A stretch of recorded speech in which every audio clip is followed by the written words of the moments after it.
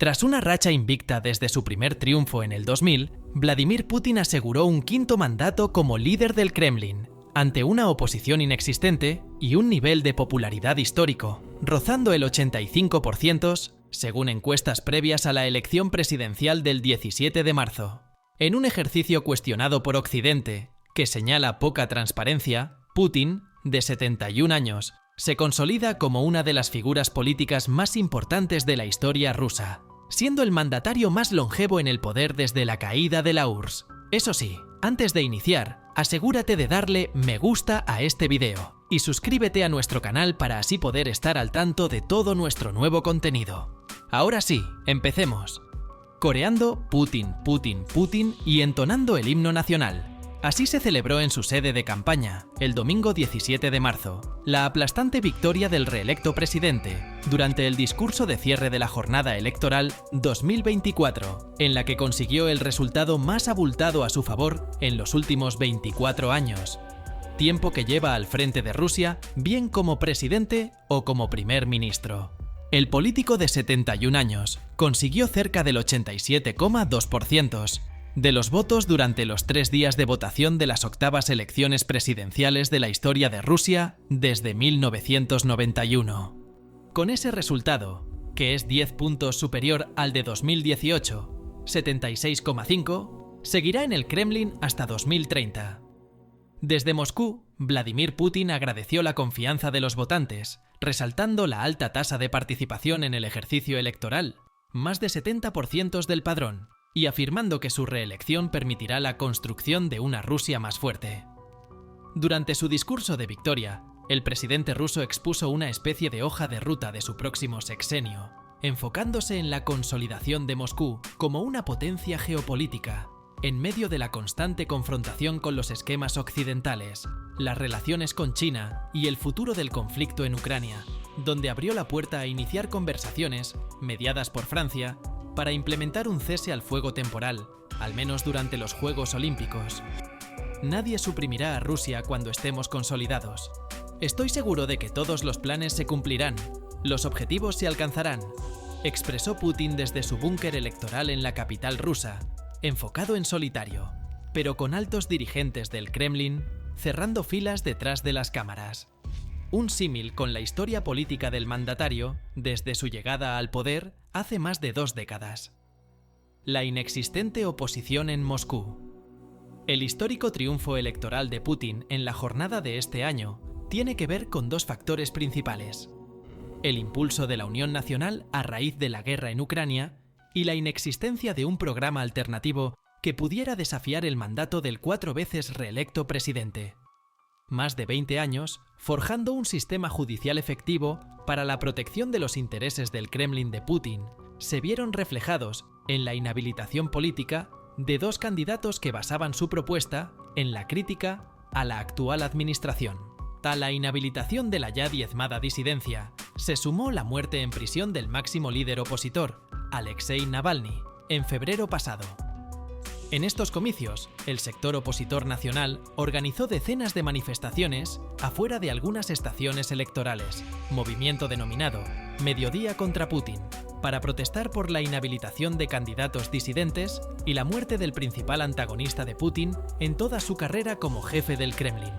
Putin desestimó la relevancia de dichas manifestaciones y afirmó que no tuvieron ningún efecto sobre la opinión de los votantes, aunque fue implacable al añadir que cualquier ciudadano que hubiese limitado el derecho de voto a través de actos vandálicos será castigado con todo el peso de la ley. Al menos 80 personas en distintas ciudades fueron detenidas durante el tercer y último día de los comicios presidenciales rusos, según un informe compartido por OVD Info, organización sin fines de lucro que tiene por objetivo exponer la violencia estatal en contra de las manifestaciones disidentes.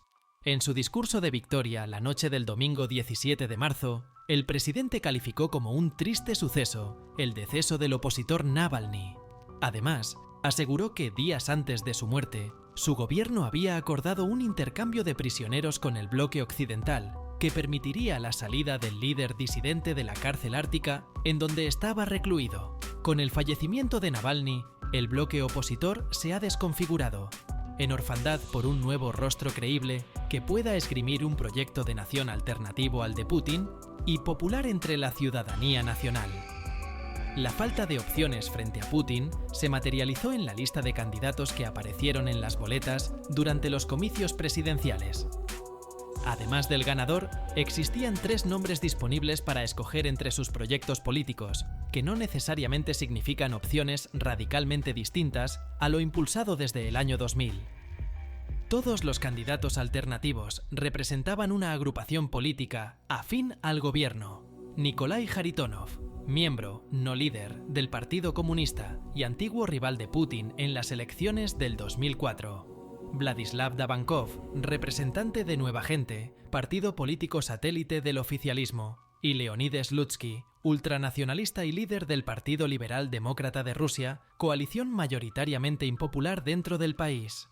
Los 3 juntos reunieron poco más del 11% del voto a su favor, confirmando una superlativa victoria de Putin, dentro de un marco electoral que parecía más orientado a mostrar el músculo popular del presidente. Sin un oponente de peso en la contienda oficial y la oposición popular subyugada ante las inflexibles normas contra las manifestaciones multitudinarias en territorio ruso, el camino para la reelección de Putin estaba casi que presupuestado desde hace meses. Putin advierte de una posible confrontación con Occidente, crítico de su reelección. El cierre electoral en Rusia también se vio marcado por una lógica maniqueísta entre su gobierno y el bloque occidental, con señalamientos cruzados, críticas a sus sistemas políticos y amenazas indirectas sobre una posible confrontación futura a raíz de la guerra en Ucrania. Fieles a su tradición fría, en Washington expresaron su inconformidad sobre cómo se estructuró y desarrolló la jornada electoral en Rusia, subrayando que las elecciones obviamente no son libres, debido a las limitaciones impuestas a la oposición. Los ministerios de Exteriores de Alemania, Reino Unido y Polonia hicieron eco de los señalamientos estadounidenses, cuestionando la legitimidad de las elecciones y la democracia en Rusia. En un tono más confrontacional, el presidente ruso advirtió que la presencia de tropas occidentales en suelo ucraniano pondría al mundo al borde de una tercera guerra mundial, y afirmó que, aunque en el mundo moderno todo es posible, no cree que este escenario esté en el interés de ningún país del planeta. La reelección de Putin intensifica el conflicto con Ucrania. La guerra en Ucrania no podía faltar en la lista de temas relevantes dentro de la jornada electoral rusa. Lejos de Moscú o San Petersburgo, ciudades fronterizas con Ucrania como Belgorod fueron blancos de repetidos ataques aéreos provenientes de Kiev, que ha impactado refinerías y demás infraestructura estratégica, llegando a amenazar con forzar la entrada de un equipo terrestre, una línea roja para la administración de Putin. Por ello, el presidente ruso habló sobre la posible creación de una zona de amortiguación en el territorio ucraniano, controlado por las fuerzas castrenses de Moscú, con el objetivo de reducir los ataques dentro de sus fronteras y asegurar de mejor manera el bienestar de las localidades aledañas. En el marco de una estructura electoral cuestionable dentro de Moscú, también parece indudable que los abultadísimos resultados en favor de Putin materializan los altos porcentajes de aprobación de los que usualmente gozan los líderes de países en guerra. Desde hace 24 años, Putin ha esquematizado la idea de impulsar el regreso de Rusia a primer plano internacional, tras la caída de la Unión Soviética y el descontento con la liberalización de Moscú durante la transición democrática del ahora Estado ruso. Ya en su 5º mandato, el exagente de la KGB convertido en presidente, presumiblemente, continuará con la tónica política que sustentó la solidez de sus periodos anteriores, buscando el clímax de su política nacional con un posible triunfo en Ucrania. ¿Y tú? ¿Crees que en Rusia se habla de una democracia transparente? Déjanos tu opinión en la caja de comentarios que lo estaremos leyendo a la brevedad posible. Tu opinión es muy importante para nosotros. Esto ha sido todo por ahora. No te olvides darle like y suscribirte a nuestro canal. Eso nos ayudaría a seguir creciendo en la plataforma. Por favor, activa las notificaciones para no perderte nuestros futuros vídeos. Gracias por llegar hasta acá y nos vemos en un próximo vídeo. ¡Hasta pronto!